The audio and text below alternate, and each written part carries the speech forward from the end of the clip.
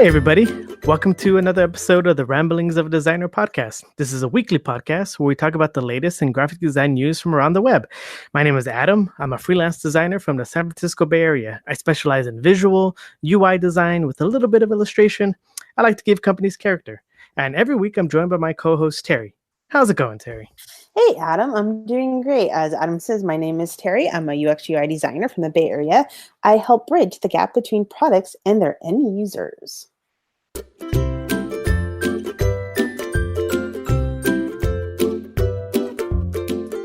Awesome. So, usually we like to talk about how our week was last week. Terry, fill us in. How was your week? Oh my goodness. I'm still getting over jet lag a little bit. So you're going to have to excuse me about that. It was Istanbul, Turkey. It's a beautiful country. Oh my God. The food, I think I lost weight because it was so rich and so like healthy and it just melted in my mouth. It was so freaking good. Oh my God. So good. But yeah, it was the country was beautiful. The people, they were awesome. Going back to the conference, it was a top-notch conference. I got to meet a lot of different speakers and hear what they had to say about there's somebody from Typeform, Carlotta. So like she spoke about Typeform and about inputs. That was awesome. And then Amir he was the lead of the Google Design Sprints evangelist, and basically he talked about that. And then he used the Avengers and with the Google Sprint, so that was kind of cool. And then it was just, and then I did a workshop with them. I had 26 participants, and we did the whole workshop based on IDEO's service design. And basically, I took that class, I think it was last year, October. And so what I learned from that class was to talk about any kind of experience, any kind of user journey, or any kind of flow, right? But what you discover on the way is the visible moments and the invisible moments. So I kind of laid that out. So we talked about that a little bit, and we picked each team actually picked one of those moments, and they actually did a prototyping about that. So basically, I filmed all the teams. I took pictures and everything like that. They had a really good time. I actually made them stand up and not really sit in their chair. They had to mix with people that they didn't know. When I said that, they all looked at me as if they were scared. Because like I made them actually meet other people that they didn't work with and that they didn't know, to bring them out of themselves. So the workshop was about 3.5 hours, and basically at the end, everybody was laughing, getting to know each other, and and that's what our industry is about. Just working together, solving problems, and one thing I learned is nobody knows everything. Everybody has to rely on somebody else to get either a new information or to learn something. So if you see somebody that you don't know at a conference or at a meetup, introduce yourself. Say hi. It's okay. They're not going to bite. And that's what my talk was actually using technology to build up your network. I mean, not only build up your network, but to reach out and to have a really good foundation. So, and I will stop there because I don't want to take the whole podcast. So I'm done. Wow, that sounds like you had an amazing time in Turkey. Yeah. Yeah, I did. I mean, there's so much more about it. That basically, I'm going to be writing a couple articles. So basically, I finished one last night, so I just need to look over it, make sure the grammar proof and everything like that. And basically, I'll probably start to publish that probably at the beginning of next week. So, Adam, how was your week? What did you do? I really wish I went first. So I didn't do an amazing Istanbul trip, to speak at a conference, but I did get to go on a much smaller family trip to Seattle. Ooh, nice. So you took a little trip, I took a little work trip. And so the family and I went to Seattle. It's our first time kind of traveling with the whole group, traveling with the young one. It's kind of funny. So we could only do so much. But we got to see the Space Needle. We got to see the Chihuly Gardens. We got to do pretty much everything that you can do with a Fast Pass that you purchase there. So you purchase a Fast Pass, like it's like $100, and you get to go kind of to all the major spots for free after for the cost of that one ticket. So we did that, and I would say overall it was pretty nice. It was a nice, relaxing getaway. I definitely enjoyed a lot of the art aspects that I got to see. So, for example, the Chihuly Gardens. So, for those of you who don't know, Chihuly, I forgot what his first name was, but he's, I guess, a glass sculptor, a glass blower, an artist, and he just makes these series of interesting glass blown art. So sometimes there'll be just balls, there'll be like flowers, a lot of very flowery looking things. And they're all nicely colored and they're all nicely lit, and some of the imagery is pretty striking. And so we went to his whole garden, which is this whole it's like a whole museum just based off of his art, and you got to see his stuff, and it was really inspirational. Like, I really just loved that he had all these different set pieces kind of for his art, and they're all like just really elaborate and nice. And so that part was great. Whenever I travel, I always like to look at the kind of different shirt designs that are out there, right? Because everyone slaps their name on a logo or shirt, on a shirt or sweatshirt. And so it's always just fun to see the type of designs that you'll see in these gift shops, because they're kind of their best sellers. And so I bought two pieces. They're just like these prints on wood, on like balsa wood. And so one was like this very flat illustration of like a silhouette of Bigfoot, because I guess Bigfoot is kind of big there.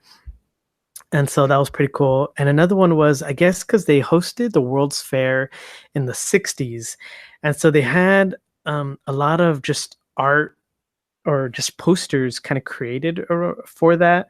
And so some of these were like very Art Deco-y type pieces. And so those were pretty nice. And so I bought one for that. And so when I was there, I always tried looking for just the really old-timey posters and gig posters. And I feel like that's kind of like where my inspiration's been a lot lately. And so I kind of want to, I want to do search more for stuff like that. Maybe I could. Then search and discover. Maybe I could get some prints for the house or something. Since last, a couple of weeks ago when I was talking about that Queen, those Queen comic covers, I was like, oh, they're awesome, so I want to see more art around that kind of style and see if I can get some pieces and collect that more, Nice. Yeah. Other than that, not much. Just, relaxing and winding down. We came back Monday, and so I'm still trying to get back into the swing of things, into my old routine that I'm usually into. And so we'll see if I do my drawing and designing this week, and so we'll see. Well, good luck with that. I'm still trying to figure out what day it is. Yeah. I believe it's Wednesday. Yeah, it is Wednesday. Yeah, I don't know. Okay. All right.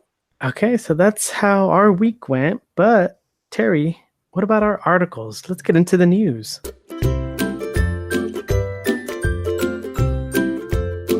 All right, news. Let's see what we have.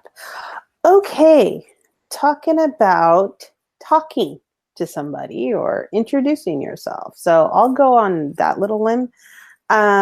This is called the Design Critique Coach. So what it is, this is just a website that you can actually turn on the camera, and basically there's different UI designers or art directors. You can practice your interviewing skills. And right now, if you open it, it says, who is the target audience? So you can practice. And when you hit, there's a button that says next question, and then it gets you another question. Are you sure about the colors of the buttons? These are just random interviewing techniques, either interviewing or critique techniques that the questions you might be asked, and you can just practice. So I thought that was kind of very interesting, and basically some of the questions that basically I practice with. It's like, ooh, that's a good one. What would I say to that? Right? So that's it. So what do you think, Adam? It's very simple. Yeah, it's super simple. I definitely like the questions that they have, and every time you go on it, it's a different question, and you could refresh to get new questions, and they're pretty thoughtful questions. Like, I'm like, oh yeah, that's a legit question to ask. Like the one that I got is, what is the intended style of the design?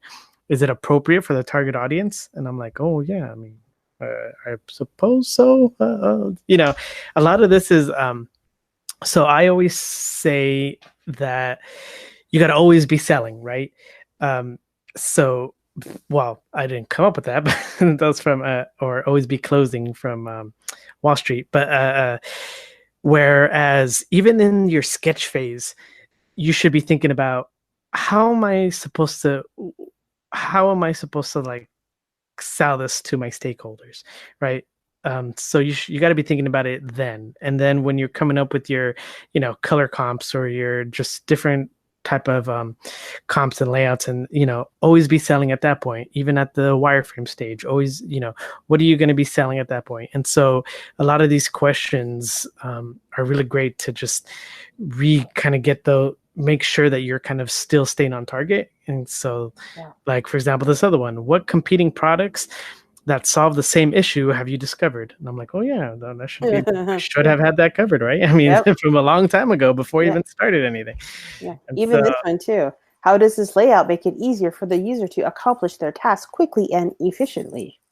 Yep. See, so I love all these questions. I think they're super great, and like just even going through these, you'll start to realize, oh yeah, have I put that in? Have I thought about that with my current design that I'm working on? And so you're like, oh yeah, maybe I should reconsider some things. Yeah, and basically, here's another one too. Are you sure that wording is consistent across all product? See. Exactly. It's like, let me think about that one. Nope. So you go back and you address it. So maybe this can be of a soundboard too. So when you are designing or when you're doing an app, maybe you can go to this page and the questions are coming up and you can answer it with that app in mind, right? If they're asking you the question, you're like, well, is it? Well, no, not really. And then you can fix it, right? Before you even show your designs. Yeah, and I think what I did today, actually. It's like, oh, that's neat. So yeah. And I definitely also think that they're great as potential interview questions that you might get, like you mentioned. And even if they don't mention it, just the idea of addressing these questions as you're going along, as part of your presentation. Mm-hmm. So, for example, what is the intention of the style, and does it achieve the desired effect? You're like, and if you notice, my desired effect was to do this with this style because of this, so when you start and you address all these in your presentations, you won't have too many questions to be asked because you're like addressing them ahead of time. You're kind of ahead of the game. Bulletproof. You are bully-proofing your answers. Exactly. That's I awesome. guess. Okay. So anyway, Adam, what do you have? Yeah, I'm not gonna lie. A lot of my stuff was not that great this week, or not that they're not great. It's just that I found a lot of the stuff I was searching for kind of repetitive to the stuff I always talk about, and so I wanted to be a little different. But then in doing so, I didn't find as much. So the first one is flighticons.co, and so what it is an animated icon pack. So we show a lot of icons here. We talk about having a lot of icon libraries, and this one, its difference is that they're animated. Now, the icons themselves are just simple, like outlined illustrations, thin monoline, and the difference is that they have these pretty quick and easy animation builds to them. And when you really check them out, like the animations are super clean.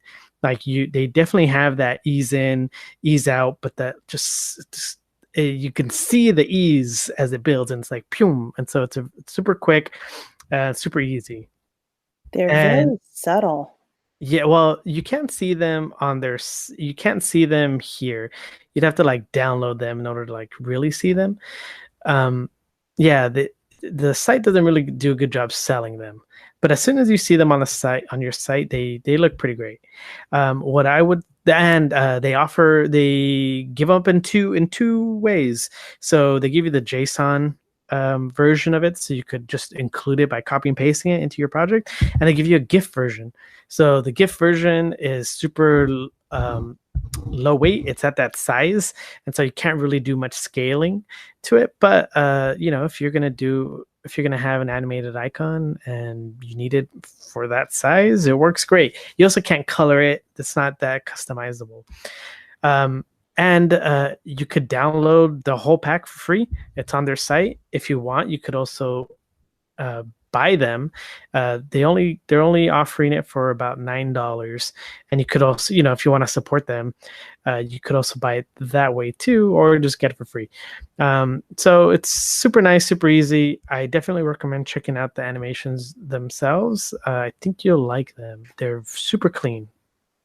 Yes, they are. And this is just another way to look at icons if you want to design something yourself. And then if you're just starting Illustrator or you're not sure where to go, I mean, these are very simple enough for you to practice, right? Mm-hmm. Like, how do they do the circle? How do they do this? Or, everything. So I think it's neat. Yeah, I mean, it's just there's so many different ways to get icons these days, and just to have them animated, just like an added, just like one of Bonus. those little twists. That's super nice. Yeah. So, and they have a huge library, a good amount of them. So, I definitely recommend checking it out. You could check it out at flighticon.co. That's what I got, Terry. What about you? Okay, well, this goes to my theme of flying. There is, it's called Flight Safety Cards, Elements of Flight Safety Cards. And they just show of different air travel and like constraint of like how people actually design the flight cards, emergency cards. If you're flying, and basically I thought, I was like, oh, this would be kind of a great piece because we've been flying. So it just goes through about how many safety cards, and if you ever flown before, sometimes when you see the safety cards, it's kind of hard to read and to understand them of what is what, because sometimes I read and like, what? I think that's an exit. I'm not quite sure. So this goes over the last year's. That basically this person actually collected safety cards and stuff. And then they just go into detail and they talk about the grid and the gutter and columns either remain fixed, but the rows, they come in different heights, and sections are made of different rows and grids. So it is neat to kind of see like how they do it and why they do it. And they pick the color, what kind of type of color. Some Some they use like a very mustard yellow or like a dirty green with a brown tint. So yeah, or they use different colors to make it pop out more. So, and the illustrations of how they illustrate everything, and everything is just really simple in form and how, what it means and stuff like that. So I thought it was kind of cute in a way, because, you really don't think about this as art or like as design or like informational, right? So what do you think? Yeah, it was interesting to see the variety. Whenever I see a safety card, I always feel like it looks exactly the same, and maybe it's because I don't fly that often, or I haven't noticed them that often, and so I'm like, oh yeah, they're simple. They're just simple, easy. I didn't even know they got updated that often, but yeah, once you just get to see all the different examples that they have, there's so many of them, and they have such a variety of just style. They all tell the same story, but it's just a new spin on it, whether it's just adding the different colors to make it look just a little more appealing. Like there's this one that is that has a background of this kind of like nice deep purple, and the actual images, the illustrations have a lighter pink or like a lighter purple, and that really just makes it look, just adds a nice little flair to it. It's the same story, but it's just told a little different, and it adds it makes it look nicer. And they use yellows as more of a standing out point. I don't know if maybe the devices are actually yellow or not, but they look really effective against the pink backgrounds. And yeah, like the one that I saw because I actually did pay attention to the illustration card, the safety card, this flight, because I was showing my kid, and it was his first time flying, so I was like showing them like, oh, and this is what happens, and I was like, oh yeah, this is if we crash in the water. Oh, and I was like, oh wait, but this is, this will never happen, but just to let you know. But gonna scare the poor kid. Yeah, how do you teach the kid, and then also,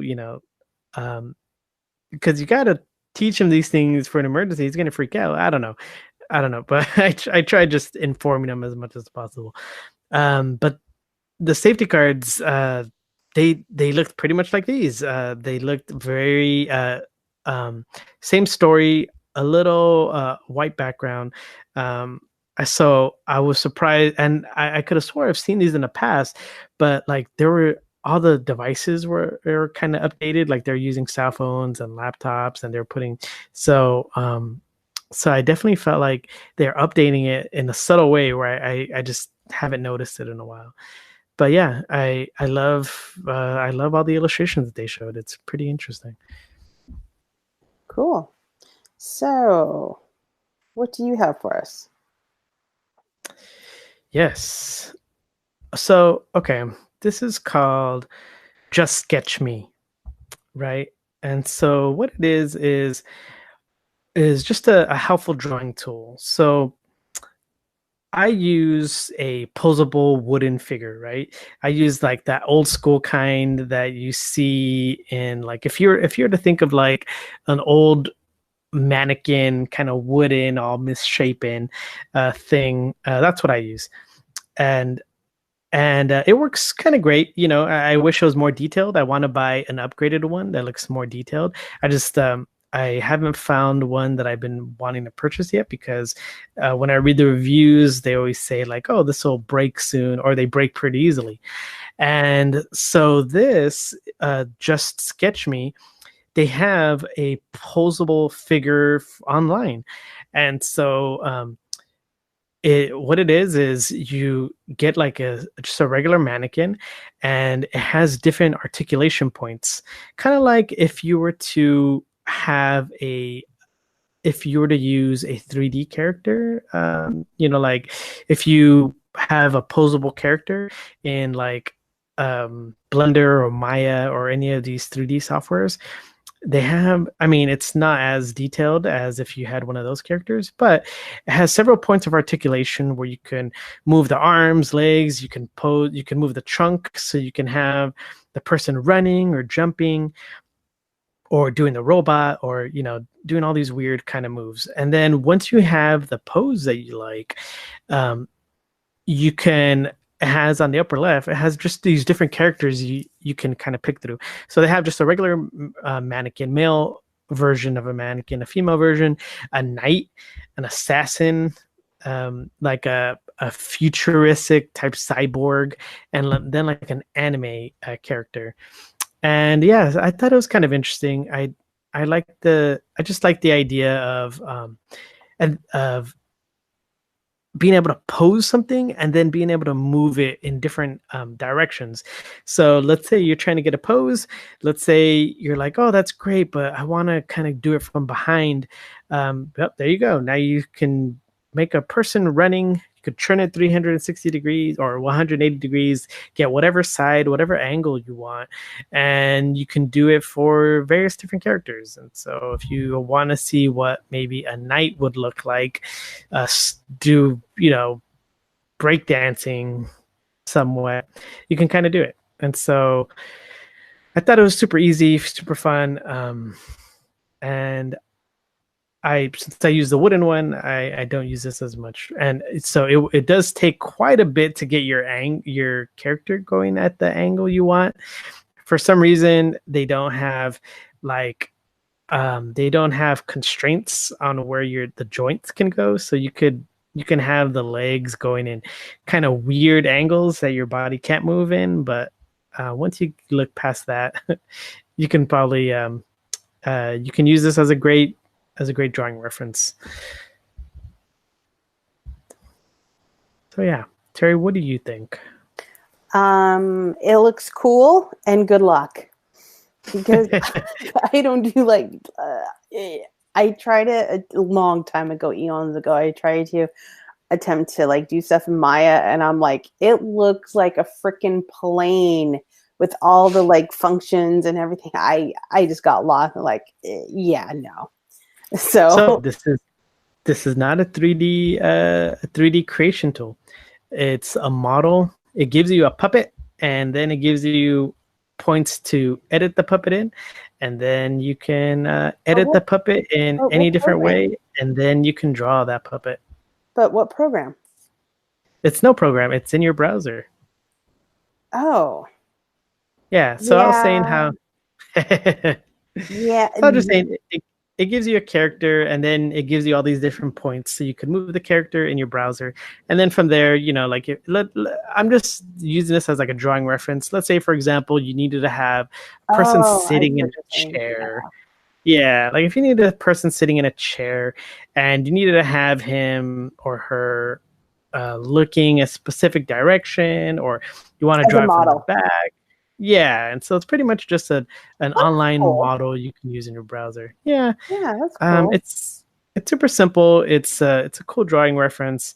I definitely, there's a bunch of these online, but I've been always trying to find one that I can use consistently, and they have different versions. This one is free. And so that's why I wanted to point it out, because I've seen non-free ones. Yeah. And what I liked about this one is that you have different characters to choose from. So, nice. Yeah, so you can replicate metal on different lighting situations, and, and then you can export it as a ping. You could kind of hide the articulation points. You could have a stroke outline. You can edit the different lighting effects, so you can make it brighter, you can make it not, and then you could just kind of zoom in, zoom out, and just do a lot of just simple visual things. It's not very robust, but I think it'll give you enough to accomplish your simple task. Yeah, I think that would be neat to do a starter kit, somebody like me who's done drawing back in the Stone Age. So this would be something just kind of practice with over and over and over, right? Yeah. So what I use my mannequin for is I draw a lot of figures online, and a lot of the times online they don't give you the full body.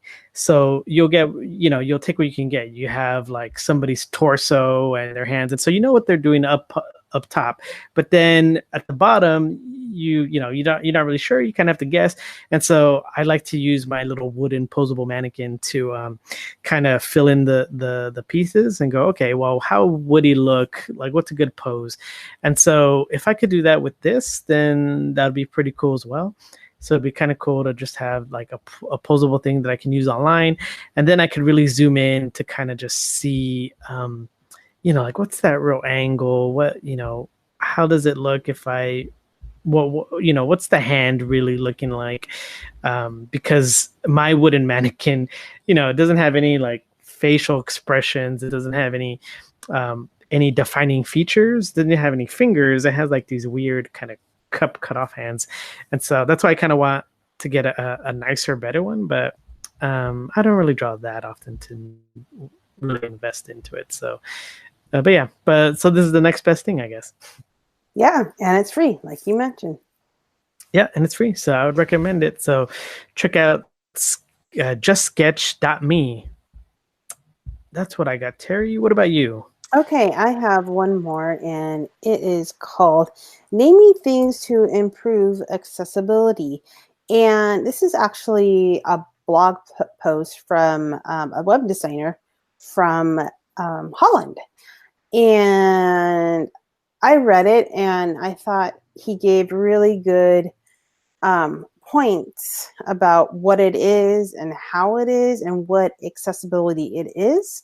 He goes in a little bit like of the coding part, just a little bit, but not too much.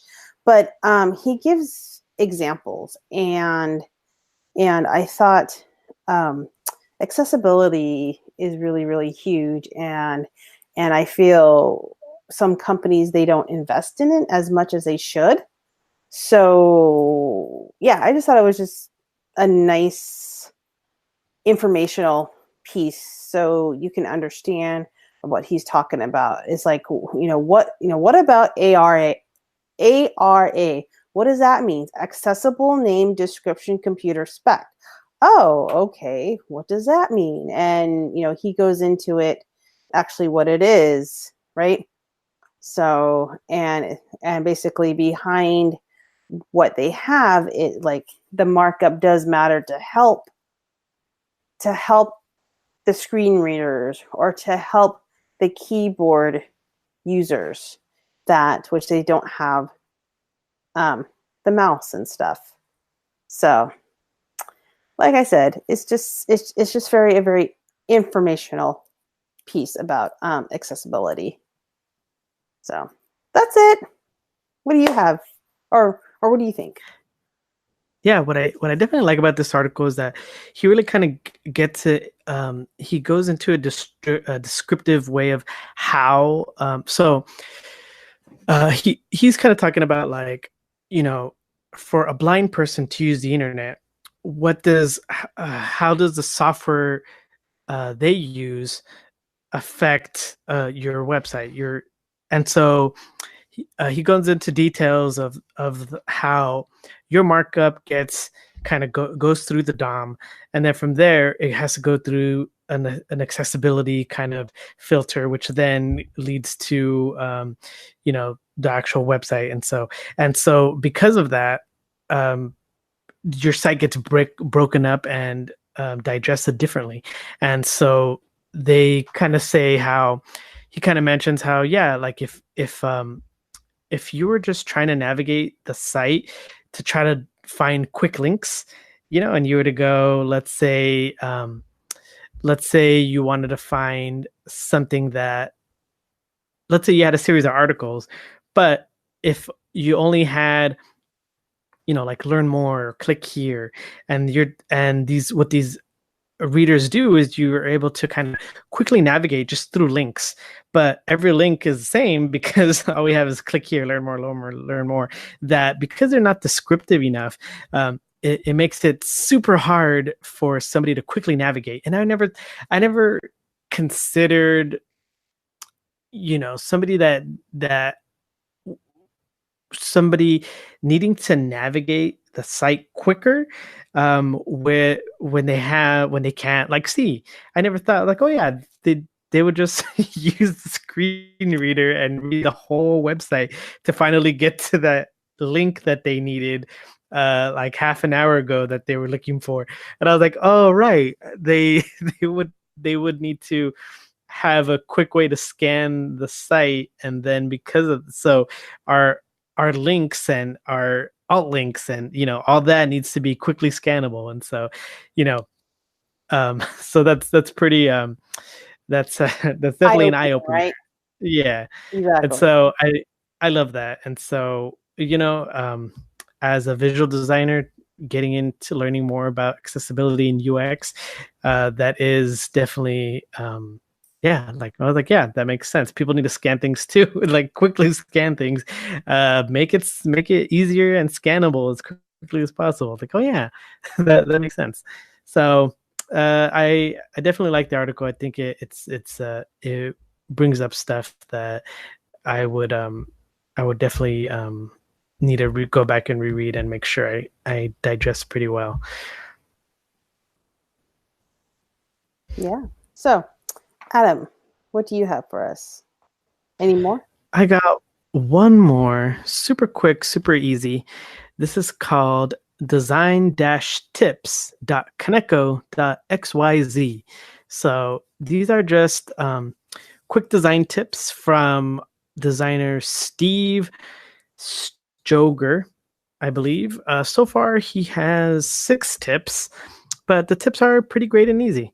So, for example, the first one is he just kind of gives simple like visual UI kind of tips, and they kind of are like tweets that are then given like just explainer imagery. So the first one is like using a generic icon like an arrow or check mark instead of a standard bullet is a great way to add visual interest to unordered lists. And so, I mean, so seeing the before and after, yeah, it makes a lot of sense. Those check marks look a lot better, and they look a lot more engaging. The second one is if I'm using icons that have more weight than the text, I typically make the icons lighter than the text for inactive states. And so that's pretty much saying that, like, kind of like how you have a navigational field where you want to highlight the active state, the active tab that you're on, and kind of reduce the visual weight of the surrounding tabs. And so, just to give an example of one more, oftentimes when we're kind of designing, we like to add a lot of strokes to everything for some reason. So, borders. It says too many borders can make a design look really busy. Here's a few ideas that are a bit more subtle. And a lot of it is just pretty much taking away the borders. And so I definitely see that a lot in not as much nowadays, but I would say maybe 5 years ago, where you would just see everything's kind of outlined, especially if you have lists. They all have borders or lines or some sort of delineations, and you don't need that all the time. And so there he gives kind of subtle ways to just kind of remove that from your design. And yeah, he has a couple more, 3 more, and they're super simple, super nice, super easy. I definitely recommend checking it out. But yeah, Terry, what do you think? No, I think these are brilliant. I mean, I wish he had more because I know. Well, not only that, but even as a seasoned designer, you're like, oh crap, yeah, maybe I'm missing that, and sometimes we just forget because we're designing something so fast, or something has to get out the door, right? But also too, if you're new to the industry, at least he gives you like the before and after, and the reason. So I think this is awesome. Steve, if you're listening to us, I want more. Can you give us more? Because these are great. I mean, it's like 6. It's like 6 main solid tips just to make your design awesome. I think I'm going to put a challenge out to Steve. I'm not sure he's even going to listen to this at all. But, I think it would be awesome if he actually did these tips regarding a design system, right? and just give examples of like each component of what a design system is. Like, this is good and this is not good, or this is the correct or not correct, or you'll get the red X versus the green check, right? So Steve, I don't know if you ever listened to this, I don't know, but I think that would be a really cool thing to continue, because I know I would look at this every day. Absolutely. Just as a friendly reminder. And as mentioned before, if you're just getting started in the industry, these are like really great examples. Really great examples. Yeah, I just love the idea of just seeing better design before and afters, and seeing why it's effective. And so he does he does have like little explainer parts in some of them, and it just makes sense. Like, yeah, why don't keep the weight the same, but you can make the change with the weight, with how light you with how light you color it. And so it makes sense. And I go, yeah, some of these, being able to see the before and after, you kind of see it as being pretty effective. And so I definitely like that. Yeah. So, and it says tailored by Kano and inspired by Steve Troger and Adam Wathan. I'm probably butchering all their names, but anyways. That's why I didn't mention any more. Oh, great. Make me look like a bad guy. Thanks. Oh, it's okay. I can just blame it on, I'm still on jet lag. So yeah, I'll blame it on that. No, that's a really good find though, Adam. I think that's awesome. That's great. Yeah. So that's all I got. All right. Terry, anything else? No, I'm good. I'm pow, as they say back on the islands. Pow means done. Pow. No, it's true. P-A-U. Pow. Yeah. Okay. In that case, where can we find you on the internet? Oh, yes. You can find me on Twitter, and my handle is FLAXENINK @Flaxenink. And Adam, where can they find you at in the wonderful world of the web? You can find my various robust tweets at Adan Cepeda. That's AdanZepeda. And you can see my Instagram at adanz.designs. And if you have any comments, questions, concerns, reviews, submissions, critiques, needing of critiques, any seeking advice, or want to give us advice, I can't think of any more. You could send us an email at ramblingsofAdesignerpod@gmail.com. We're also on Facebook. You can add our page there. Let us know if you found us. Oh, yes. Oh, one more thing. I totally forgot to mention this. A fellow developer that I know, she actually listened to one of our podcasts, and she really liked one of the articles that it mentioned about baking cookies. It was a couple articles back, and she said, Terry, that really spoke to me. Thank you. I was like, oh, great. So somebody actually liked something that we did. Oh. Yeah. That's so awesome. Anyway, I had to share that. Sorry, last minute. I almost forgot about it, but oh well. There you go. Well, if you have any comments, we'll read it on the show. Let us know. Yeah, absolutely. Okay. Aloha, everybody. I'll see you next week. Bye. Bye.